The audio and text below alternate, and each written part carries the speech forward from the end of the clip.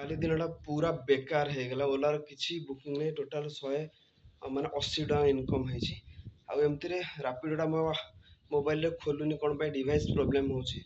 Hello everyone, ଜୟ Jagannath, good morning. ଆପଣମାନଙ୍କୁ ସ୍ୱାଗତ କରୁଛି ଆଉ ଗୋଟେ ନୂଆ ଫ୍ରେଶ୍ ବ୍ଲଗ୍ରେ। ତ ଯେମିତିକି ମୁଁ ଦେଖେଇଲି ଭାଇ, 4-5 ଦିନ ହେଲା ବର୍ଷା ଲାଗିକି ରହିଛି। ନା ଡ୍ୟୁଟି କରିବା ଯାଇ ହେଉଛି, ନା ପ୍ୟାଣ୍ଟ ସାର୍ଟ ଶୁଖୁଛି, ନା ବାହାରୁ କୋଉଠି ଯାଇ ହେଉଛି। ଘରେ ରହି ପୁରା ଇରିଟେଟ୍ ଲାଗିଲାଣି। ତ ଫାଇନାଲି ଆଜି ବର୍ଷା ଟିକେ ସକାଳୁ ସକାଳୁ ଛାଡ଼ି ଯାଇଛି ଏବେ। ତ ଏବେ ଟିକେ ମାନେ ପାଗ ହାଲକା କରିଦେଇଛି। ମାନେ ବର୍ଷା ଉଠେଇଛି ଆକାଶରେ କିନ୍ତୁ ବର୍ଷା ହଉନି। ତ ଲାଗୁଛି ବର୍ଷା ହେଇପାରେ, କିନ୍ତୁ ଯେହେତୁ ଆକାଶରେ ବାଦଲ ଫାଦଲ ଏବେ ଟିକେ ନାହିଁ, ଯିବା ମାର୍କେଟରେ ବୁଲାବୁଲି କରି କିଛି କାମ ଅଛି ସାରିକିରି ଆସିବା। ଫାଇନାଲି 3-4 ଦିନ ବାହାର ଶୁଖିଲା ପରେ ଘରେ ଆଣି ମୁଁ ଶୁଖେଇ ଦେଇଛି। ଭାବିଲି ଫ୍ୟାନ୍ ଲଗେଇଦେଲେ ଏଇଟା ଶୁଖିଯିବ। ଯେହେତୁ ଲାଇନଟା ପଳେଇଛି, ଲାଇନ ଏବେ ନାହିଁ। ଆଉ ମିଟର କଣ୍ଟା ଦେଖିବେ ଭାଇ, ଏଇଠି ଦେଖ ଲାଇନ ନାହିଁ, ଲାଇନ ପଳେଇଛି। ତ ଲାଇନ ଆସିଲା ପରେ ଆମେ ଏବେ ପଳଉଛୁ ମାର୍କେଟ, ଫ୍ୟାନ୍ ବୁଲିବ, ଏ ମନକୁ ମନ ଶୁଖିଯିବ। ଫାଇନାଲି ଏଇ ରାସ୍ତାଟା କାମ ହୋଇଯାଇଛି। ଆଗ ଅପେକ୍ଷା ବହୁତ ଭଲ ଅଛି। ଆଗରୁ ଏତେ ବହୁତ ଖରାପ ଥିଲା। ପହଞ୍ଚିଲି ପେଟ୍ରୋଲ ପମ୍ପରେ। ତ ଫାଇନାଲି ତେଲ ପକାବ 150 ଟଙ୍କାର। ଏଇଥିରେ କାଲି ଦିନଟା କାମ କରିନଥିଲି, ବିରକ୍ତି ଲାଗୁଥିଲା। ପଇସା ପାଇଁ ନୁହଁ ଭାଇ, କାମଟା ହେଉଛି ଡେଲି ରୁଟିନ୍ ଲାଇଫ୍ର। କିଛି ନା କିଛି କର୍ମ କରିବା ଦରକାର, ଯେଉଁ କର୍ମରେ ଆପଣଙ୍କ ଧର୍ମ ଯୋଡ଼ି ହୋଇଥିବା ଦରକାର। ଆମେ ବି ଯାହା କାମ କରୁ, ଲୋକଙ୍କୁ ସାହାଯ୍ୟ କରୁ, ଲୋକମାନଙ୍କୁ ଗୋଟେ ଜାଗାରୁ ନେଇ ଆଉ ଗୋଟେ ଜାଗାରେ ଛାଡ଼ି ଯାଉ।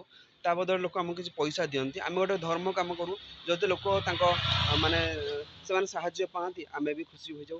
କାହିଁକିନା ଏଇଟା ଗୋଟେ ସ୍ୱତନ୍ତ୍ର ଗୋଟେ କାମ, ଯେଉଁ କାମରେ ଧର୍ମ ଥାଏ। ଆଉ ଯଦି ଆପଣ ଗୋଟେ କାମରେ ଧର୍ମକୁ ଯୋଡ଼ି କାମ କରିବେ, ତାହେଲେ ସେ କାମ ଆପଣ ନ କଲେ ଗୋଟେ ଦିନ ଆପଣଙ୍କୁ ଭଲ ଲାଗିବନି। ତ ଯାହା ବି ହଉ, ସକାଳୁ ଫାଷ୍ଟ ରାଇଡ୍ ନେଇ ଆସିଲି ସମ୍ ହସ୍ପିଟାଲ, 88 ଟଙ୍କା ଥିଲା। ମୁଁ କେବେ କାହାକୁ ରାଇଡ୍ରେ ଅଧିକ ପଇସା ମାଗେନି। ସେ ଭାଇ 90 ଟଙ୍କା ଦେଇଦେଲେ। ତ ଭଗବାନ ତାଙ୍କ ମଙ୍ଗଳ କରନ୍ତୁ। ଆଜି ଦହିବରା। ତ ଏବେ ଥିଲା ମୋର ଦ୍ୱିତୀୟ ରାଇଡ୍। ଏଇଠି ଛାଡ଼ିଦେଲି ସିଆର୍ପିରେ। ତ ଏଇଠି ଦେଖନ୍ତୁ, ଏଇଟା ପବ୍ଲିକ୍ ପାଇଁ ଟଏଲେଟ୍ କରାଯାଇଛି। ବଢ଼ିଆ ଟଏଲେଟ୍ କରାଯାଇଛି। କାହିଁକିନା ଲୋକମାନେ ଆସୁଛନ୍ତି ମାର୍କେଟ, ଟଏଲେଟ୍ କୋଉଠି ଯିବେ? ତ ଏଇଟା ଗଭର୍ଣ୍ଣମେଣ୍ଟ ତରଫରୁ କରାଯାଇଛି। ଏବେ ଫାଇନାଲି ଟିକେ ଖରା ଆସିଲାଣି, ଦେଖିବେ ଫର୍ଚା ଲାଗୁଛି। ତ ଲାଗୁଛି ଖରାଟା ହେଇପାରେ। ଫାଇନାଲି ଏବେ ଆସି ପହଞ୍ଚିଗଲି ଆମର ସମ୍ ଅଲ୍ଟିମେଟ୍ ପାଖରେ। ତ ଏଇଟା ରହିଲା ସମ୍ ଅଲ୍ଟିମେଟ୍। ବର୍ଷା ଟିକେ ହେଉଛି। ଏଇଠି ପାଲ ଟଙ୍ଗା ହେଇଛି, ସେ ପାଲ ତଳେ ମୁଁ ଠିଆ ହେଇଛି। ଏଇ ସାଇଡ୍ ଦେଖ ଗାଡ଼ି ଫାଡ଼ି ସବୁ ପାର୍କିଂ ଅଛି। ଏଇ ବର ଗଛଟାକୁ ଦେଖନ୍ତୁ ଭାଇ, ଏ ଗଛର ମୂଳଟା ଜଣାପଡ଼ୁନି କୋଉଠି। ଯୁଆଡ଼େ ଦେଖିବ ଚେର ହିଁ ଚେର। ତ ଇଆଡ଼େ ଦେଖ କେତେ ଚେର, ତ ଏଇ ସାମ୍ନାରେ ଦେଖ ତାର କେତେ ଚେର ବାହାରିଛି। ଆଉ ସେ ଯେଉଁ ଚେର ସବୁ ବାହାରିଛି, ଆସ୍ତେ ଆସ୍ତେ ତଳକୁ ଲାଗିକିରି ଏଇଭଳିଆ ଚେର ହେଇଯିବ। ଏବେ ଖାଇବା ହବ ଚକୁଳି ପିଠା ସାଙ୍ଗରେ। ଏଠି ରହିଲା ମସରୁମ୍ କରି। ଖାଇବା ପିଇବା ସରିଗଲା। ରିଟର୍ନ ଯିବା ରୁମ୍କୁ। ମୋବାଇଲରେ ଚାର୍ଜ ନାହିଁ, ସରିଗଲାଣି। ଆଉ କେତେ ପରସେଣ୍ଟ? ମାତ୍ର ଆଉ 35% ଚାର୍ଜ ଅଛି। ଆଉ ଏମିତିରେ ଟିକେ ରେଷ୍ଟ ନେଇକିରି ଚାର୍ଜ ଫାର୍ଜ ବସେଇକି ପୁଣି ଆସିବା ଆଉ। ଖରାବେଳେ ଯାଇଥିଲି ସରୋଜ ବାବୁଙ୍କ ଘରକୁ। ଆଉ ମସ୍ତ ଖାଇକି ଶୋଇପଡ଼ିଥିଲି। ଆଉ ସେଇଠି ମାନେ ଆମେ ଦୁଇ ଜଣ କଥାବାର୍ତ୍ତା ହେଇ ଶୋଇପଡ଼ିଥିଲୁ। ଆଉ ଉଠିଲେ ଏବେ 5ଟା ବେଳେ ହେଇଗଲାଣି। ଏବେ ଆସି ଡ୍ୟୁଟିରେ। ତ ଆଉ ବର୍ଷା ଭାଇ ନାହିଁ। ଯେମିତି ବର୍ଷା ହେଉଥିଲା, ସେମିତି କିଛି ବର୍ଷା ନାହିଁ। ଆଉ ଭାବୁଛି ଟିକେ ବର୍ଷା ଛାଡ଼ିଗଲେ ଭଲ। ଆଉ ଲଗାତାର ବର୍ଷା ହେଲା ବେଳକୁ ବିରକ୍ତିଆ ଲାଗୁଛି। ଆଉ ଲୋକମାନଙ୍କ ଦେହ ବି ଖରାପ ହେଇଗଲା ସୂର୍ଯ୍ୟକିରଣ ନ ଆସି। ତ ସେଇଠି ମୋ ଗାଡ଼ି ଥୁଆ ହେଇଛି। ଏବେ ମୁଁ ଆସି ଅଛି ରଥ ରୋଡ଼ରେ। ଏବେ ଡ୍ୟୁଟି ଅନ୍ କରିବା, କିଛି କାମ କରିବା ଆଉ। ଫାଇନାଲି ଏବେ ଖାଇଦେବା। ବରା ଅଛି, ଏଇଠି ରହିଲା ମଟର ତରକାରୀ, ଆଉ ଏଇଠି ରହିଲା ଚଟଣି। ତ ଚାଲ ମିଶେଇକିରି ଖାଇଦେବା। ଫାଇନାଲି ହେଇଗଲାଣି ସନ୍ଧ୍ୟାବେଳ। ମୁଁ ଆସିଥିଲି ଲକ୍ଷ୍ମୀ ସାଗର। ପାଖାପାଖି 2 ଘଣ୍ଟା ହେଇଗଲାଣି, କୌଣସି ବୁକିଂ ବାଜୁନି ଏ ଏରିଆରେ। ତ ଏଇଟା ପୁରା ଲକ୍ଷ୍ମୀ ସାଗର, ଟିକେ ଗାଁ ଭିତରେ। ଏଇଟା ସହର କିନ୍ତୁ ଗାଁ ଭିତରେ ଫିଲ୍ ହୁଏ। ଏଇଟା ବହୁତ ପୁରୁଣା ଜାଗା। ତ ଆଉ ଓଲାର ବୁକିଂ ବାଜିବନି ମୋତେ ଲାଗୁଛି। ଫାଇନାଲି ଘରକୁ ରିଟର୍ନ ପଳେଇବା।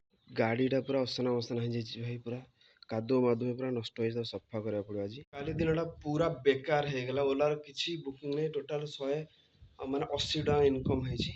ଆଉ ଏମିତିରେ ରାପିଡୋଟା ମୋ ମୋବାଇଲରେ ଖୋଲୁନି କ'ଣ ପାଇଁ ଡିଭାଇସ୍ ପ୍ରୋବ୍ଲେମ୍ ହେଉଛି। କାଲି ମୁଁ କମ୍ପ୍ଲେନ୍ କରିଥିଲି କଷ୍ଟମର କେୟାରରେ।